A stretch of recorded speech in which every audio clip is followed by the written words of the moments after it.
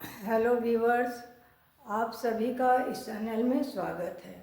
आज वाक्य का एमसीक्यू क्वेश्चन को लेकर आई हूँ। आज की जो वीडियो है बड़ी ही खास है, क्योंकि इसमें उन सारे महत्वपूर्ण प्रश्नों को सम्मिलित किया गया है जो संभावित सभी प्रकार की परीक्षाओं में आने की संभावना है। चलिए वीडियो की ओर चला जाए। क्वेश्चन नंबर 1 है, वाक्यों का वर्गीकरण कितने आधारों पर किया गया है। हम लोग जब वाक्य पढ़ रहे थे उसमें हम लोगों ने पढ़ा था कि वाक्य का वर्गीकरण जो किया गया था वो दो प्रकार से किया गया था, अर्थ के आधार पर और रचना के आधार पर। तो हम लोग ऑप्शन ए के साथ जाएंगे, 2 पर। क्वेश्चन नंबर 2 है, जिन वाक्यों में एक उद्देश्य और एक ही विधेय होता है उसे कहते हैं, उसे हम लोग क्या कहते हैं। ऑप्शन है एकल वाक्य, सरल वाक्य, मिश्र वाक्य और संयुक्त वाक्य। तो जिसमें एक ही उद्देश्य और विधेय होता है उसे हम लोग सरल वाक्य, ऑप्शन बी के साथ जाएंगे। क्वेश्चन नंबर 3 है, मिश्र वाक्य कहते हैं जिसमें एक कर्ता और एक ही क्रिया होती है। नंबर बी, जिसमें एक से अधिक प्रधान उपवाक्य हो और वे संयोजक अव्यय द्वारा जुड़े हों। सी, ऑप्शन सी है, जिनमें एक साधारण वाक्य तथा उसके अधीन दूसरा उपवाक्य हो। डी, उपरोक्त में से कोई नहीं। तो मिश्र वाक्य की परिभाषा में हम लोगों ने पढ़ा था कि जिसमें एक से अधिक प्रधान उपवाक्य हो और एक से अधिक साधारण वाक्य तथा उसके अधीन दूसरा उपवाक्य हो, उसे हम लोग मिश्र वाक्य कहते हैं।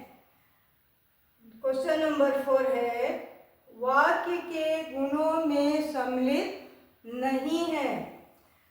ऑप्शन ए लयबद्धता, बी सार्थकता, सी क्रमबद्धता, आकांक्षा। Number D. तो गुणों में, वाक्य के गुणों में क्या सम्मिलित नहीं है। ऑप्शन ए लयबद्धता, सार्थकता, क्रमबद्धता, आकांक्षा, ये सभी गुण उसमें सम्मिलित रहता है वाक्य में। क्वेश्चन नंबर 5 है, नाव में नदी है, इसमें किस वाक्य का गुण का अभाव है।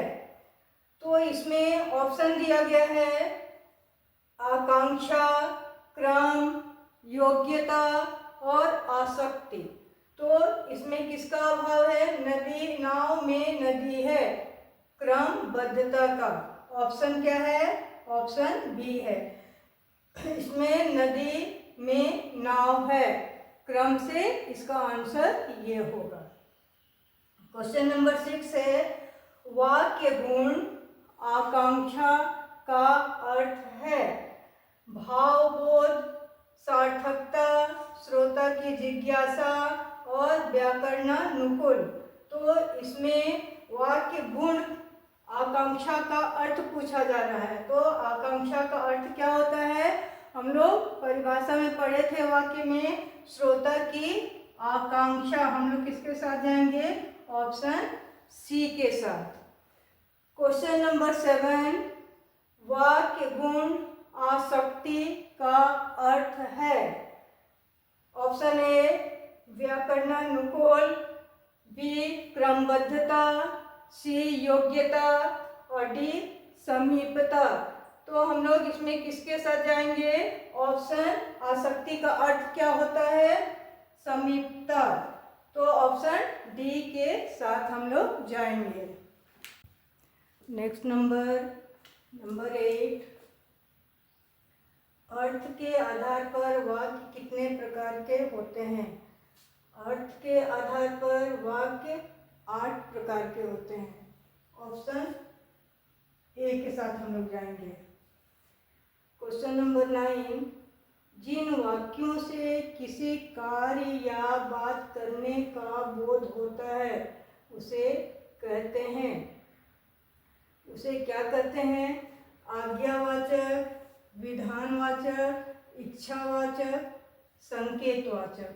तो कार्य या बात करने का बोध होने के लिए पूछा जा रहा है, तो यहाँ आंसर क्या हो जाएगा? ऑप्शन सी के साथ हम लोग जाएंगे, इच्छावाचक।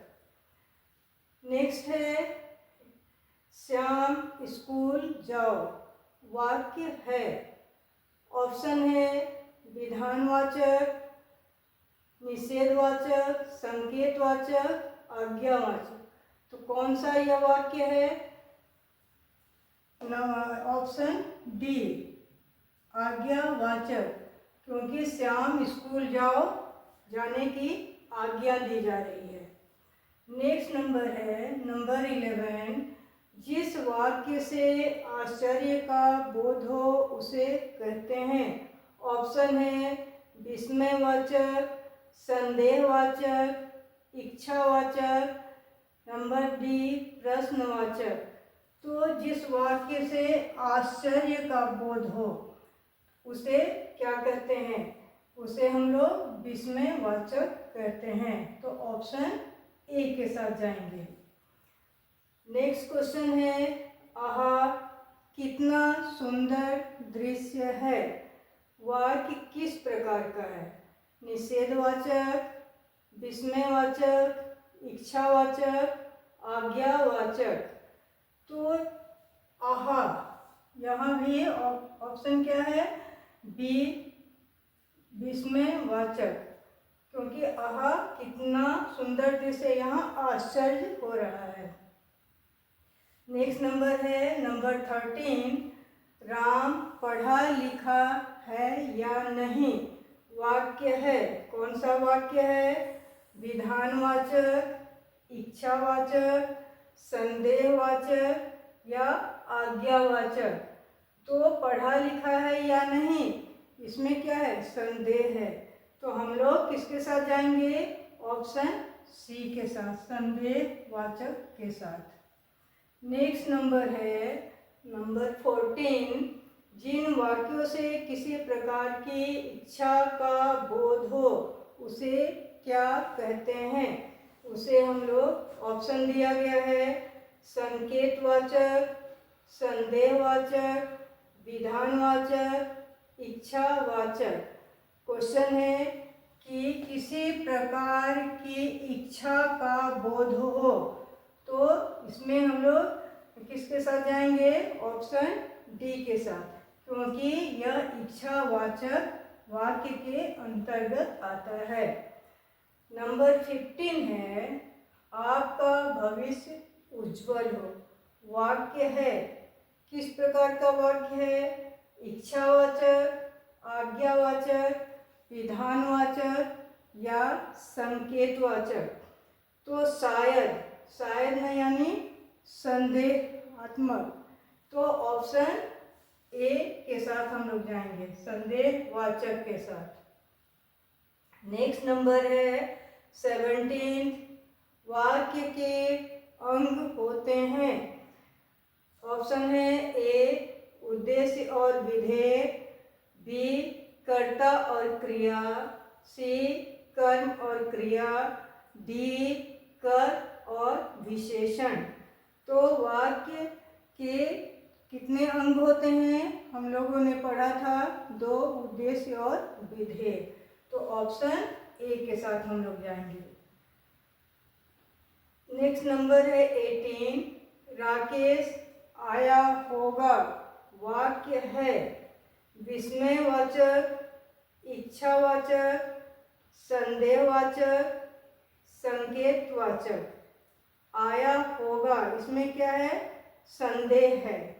तो हम लोग ऑप्शन सी के साथ जाएंगे।